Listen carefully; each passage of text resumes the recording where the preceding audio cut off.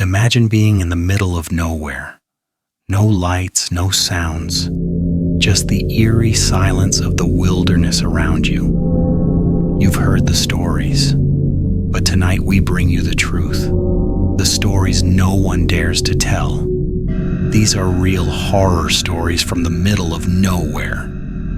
Stay tuned, because what you're about to hear might make you question every trip you take into the woods alone. It was the summer of 1985, and Mark, a seasoned trucker, was driving through a lonely stretch of highway deep in the mountains of Arizona. The road was desolate, the kind of place you wouldn't want to break down in. But as Mark cruised through the vast emptiness, something caught his eye. A young woman standing alone on the roadside, her thumb out, desperate for a ride. Mark pulled over, wary but not thinking much of it. He'd picked up hitchhikers before, though something felt off about this one. The woman's clothes were torn, and her eyes so hollow, like she hadn't seen sunlight in years. "Where are you headed, Iskay?" he asked. Just take me to the next town, please," she replied, her voice distant, barely a whisper. Mark didn't think much of it and let her into the truck. As the miles went by, he tried to make small talk, but she wouldn't answer. Then, just when he was about to ask again, she vanished. The seat beside him was empty. He swerved the truck, eyes darting to the now empty seat. No sign of her, just the cold air and the unsettling sound of his tires on the road. Shaken, Mark pulled into the next town and went straight to the local diner to catch his breath. He spoke to the owner, an elderly man with a knowing look. "You picked up the girl, didn't you?" the man asked. "She's been gone for over 20 years. A tragic accident on that same stretch of highway. They say her spirit is cursed to hitchhike forever, waiting for a ride that'll never take her home." Mark was speechless. He had been driving on that very highway when it happened. The woman, was she real? Or was she a ghost? He still doesn't know. And the thought of that empty seat beside him still haunts him to this day. But this was just the beginning of what Mark would encounter on that highway. The middle of nowhere has a way of bringing out things from the dark, things we can't explain. Just wait until you hear the next story. You won't believe what happened to a group of friends stranded in the woods. Want to hear the rest? Subscribe now and hit that notification bell, because this is just the tip of the iceberg. The next story? It's going to make you question everything you thought you knew about the wilderness. Trust me. You won't want to miss it.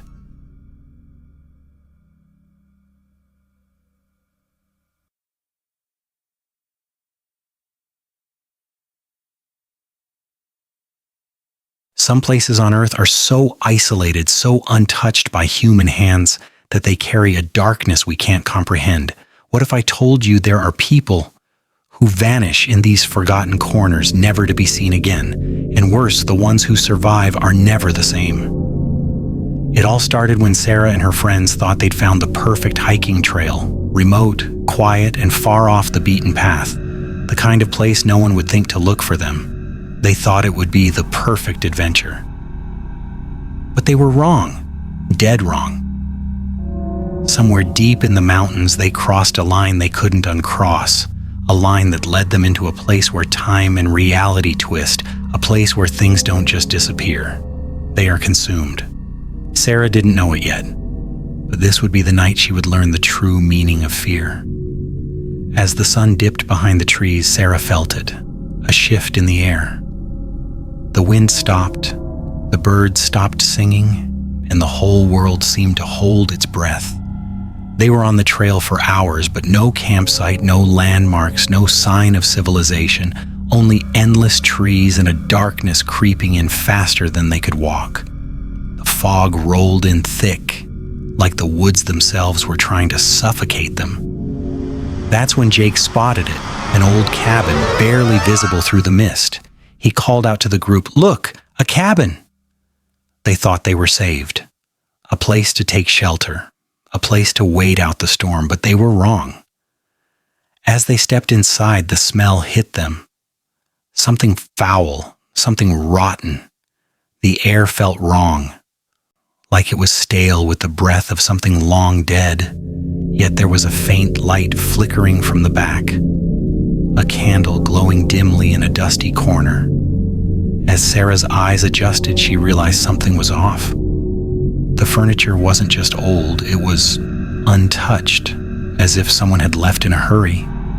But there were signs of life, footprints in the dust, a jacket thrown carelessly over a chair. Someone had been here recently, but no one was home. "Hello?" Sarah called, her voice shaking, but no response. Only the sound of the wind rattling the windows. That's when the door slammed shut behind them.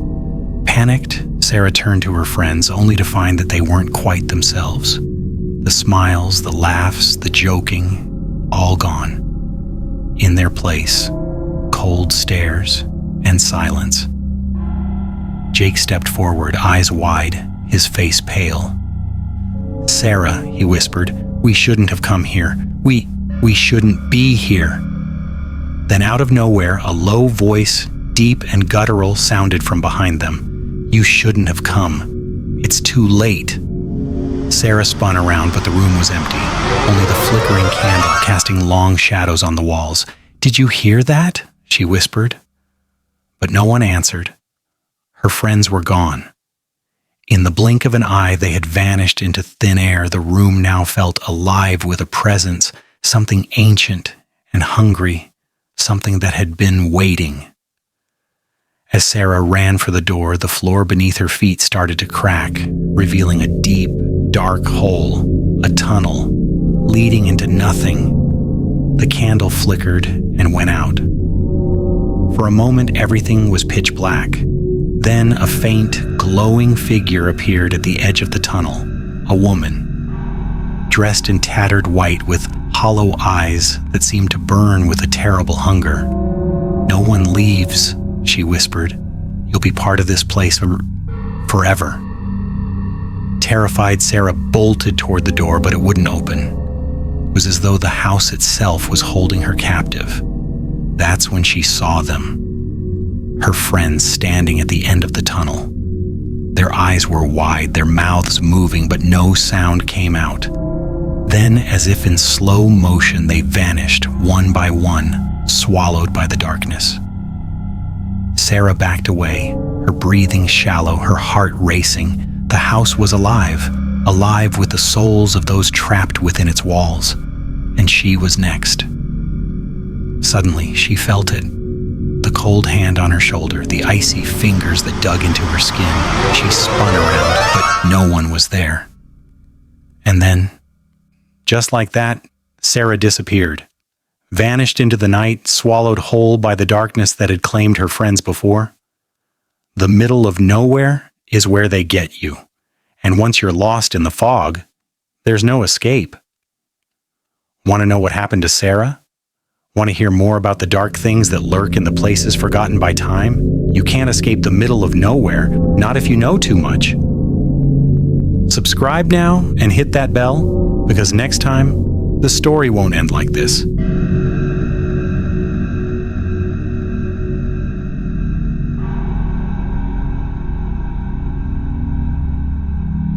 You're driving down an empty, desolate road, miles from civilization.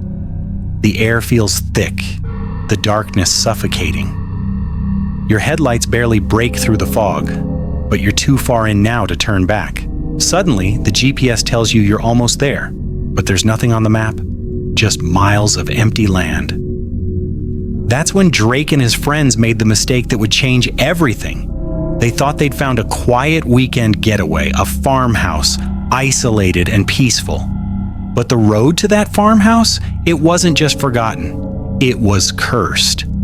As they drove deeper into the night, the car began to sputter, the engine stalling as the fog closed in tighter. They were stuck, completely alone, but then, in the distance, something caught their eye, a faint flickering light.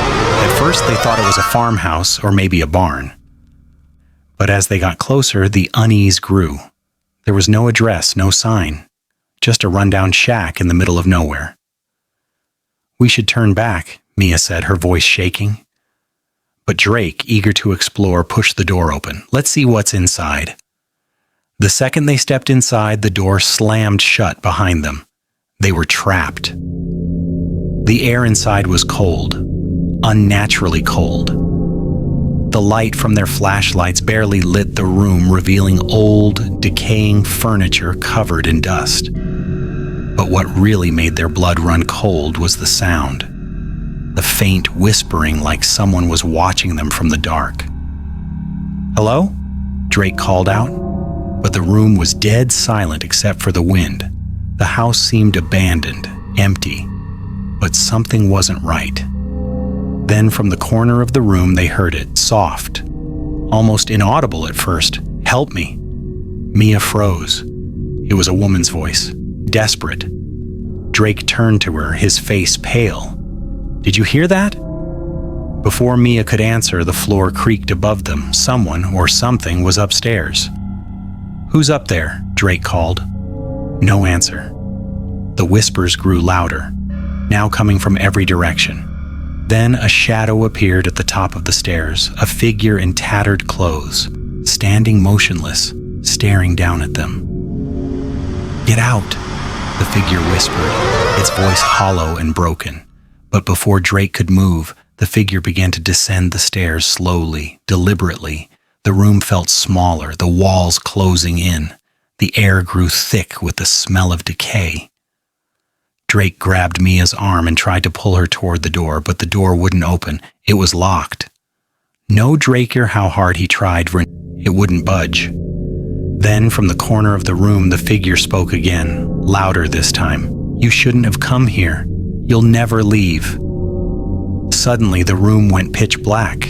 Their flashlights flickered and died. Then a cold hand gripped Drake's shoulder, its touch icy, unnatural. He turned to face it, but there was nothing there, nothing but the blackness, swallowing him whole. Panicked, Drake ran toward the back of the shack, but it was just as bad. Another locked door, a window covered in grime. They were trapped. The sound of the figure's footsteps grew closer, and then nothing. Drake turned to his friends, but they weren't standing next to him anymore. They were across the room staring at him, eyes wide, mouths moving, but no sound coming out. And then, just like that, they were gone. Vanished. Disappeared into the shadows, leaving Drake alone. "Where are you?" Drake screamed. But there was no answer, only the sound of something moving behind him, getting closer and closer. The figure appeared again, standing in the doorway, smiling with teeth so sharp, so twisted they looked like they belonged to something from another world. Drake tried to run, but his legs wouldn't move. The figure was there, closer than ever, its breath icy against his neck. "You should have left," it whispered. That was the last time anyone saw Drake. Some say he's still there, lost in the dark, trapped in that shack, never to leave. But no one has been able to find the shack again, not the police, not the search teams. The road is gone, the trail erased. And that's the truth about the middle of nowhere.